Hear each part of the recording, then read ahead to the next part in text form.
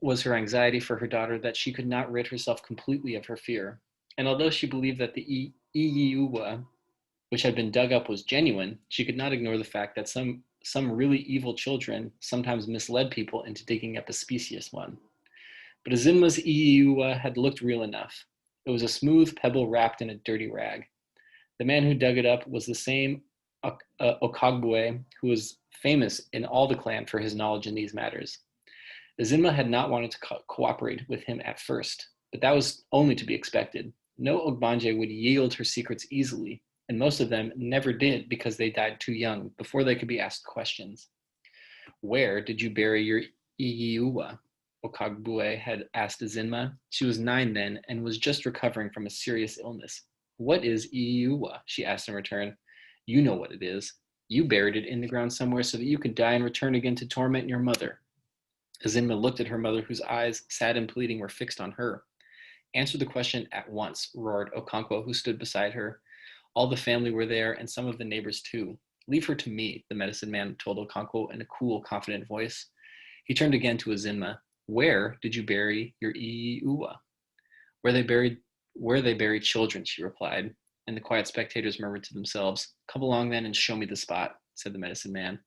The crowd set out with Azimma leading the way and Okagbue following closely behind her. Okonkwo came next and Ekwefi followed him. When she came to the main road, Azimma turned left as if she were going to the stream. But you said it was where they bury children, asked the medicine man. No, said Azimma, whose feeling of importance manifest in her sprightly walk. She sometimes broke into a run and stopped again suddenly. The crowd followed her silently. Women and children, returning from the stream with pots of water on their heads, wondered what was happening until they saw Okagbue and guessed that it must be something to do with Ogbanje. And they all knew Ekwefi and her daughter very well. When she got into the big udala tree, Azimma turned left into the bush, and the crowd followed her. Because of her size, she made her way through trees and creepers more quickly than her followers.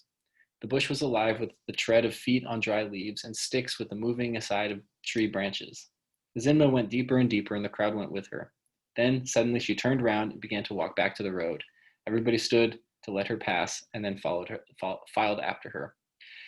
If you bring us all this way for nothing, I shall beat sense into you, Okonkwo threatened. I have told you to let her alone. I know how to deal with them, said Okagbue.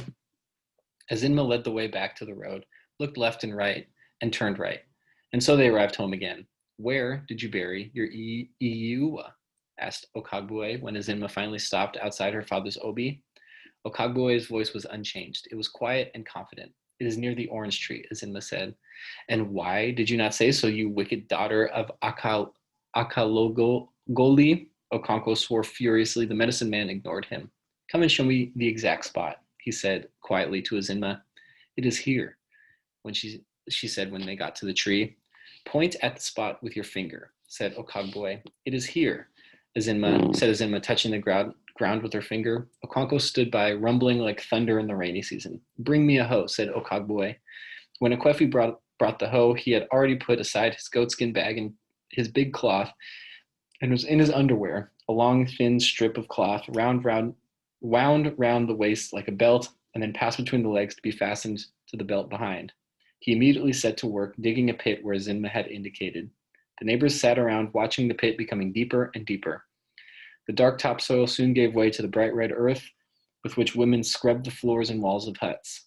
Okagbue worked tirelessly and in silence, his back shining with perspiration. Okonkwo stood by the pit. He asked Okagbue to come up and rest while he took a hand, but Okagbue said he was not tired yet. Ekwefi went into her hut to cook yams. Her husband had brought out more yams than usual because the medicine man had to be fed. Azimma went with her and helped in preparing the vegetables. There's too much green vegetables, she said. And don't you see the pot is full of yams? Ekwefi asked. And you know how leaves become smaller after cooking. Yes, said Azimma. That is why the snake lizard killed his mother. Very true, said Ekwefi. He gave his mother 7 baskets of vegetables to cook, and in the end there were only 3, and so he killed her, said Azimma. That's not the end of the story. Oh, said Azimma, I remember now.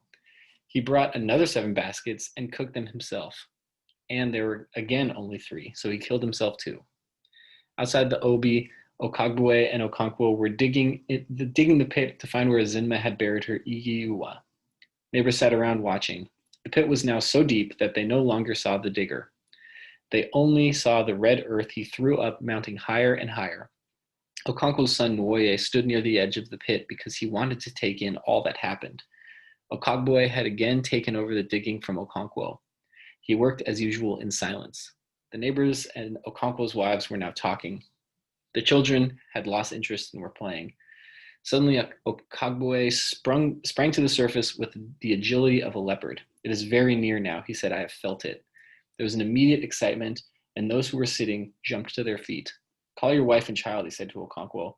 But Akwefi and Azinma had heard the noise and run out to see what it was. Okagbue went back into the pit, which was now surrounded by spectators. After a few more hopefuls of earth, he struck the Iyi-Uwa. He raised it carefully with a hoe and threw it to the surface. Some women ran away in fear when it was thrown, but they soon returned and everyone was gazing at the rag from a reasonable distance. Okagbue emerged, and without saying a word or even looking at the spectators, he went to his goatskin bag, took out 2 leaves, and began to chew them. When he swallowed them, he took up the rag with his left hand and began to untie it. Then the smooth, shiny pebble fell out. He picked it up. "Is this yours?" he asked Azinma. "Yes," she replied, and all the women shouted with joy because Akwefi's troubles were at last ended. All of this happened more than a year ago, and Azinma had not been ill since. Then suddenly she had begun to shiver in the night. Akwefi brought her to the fireplace, spread her mat on the floor, and built a fire, but she had got worse and worse.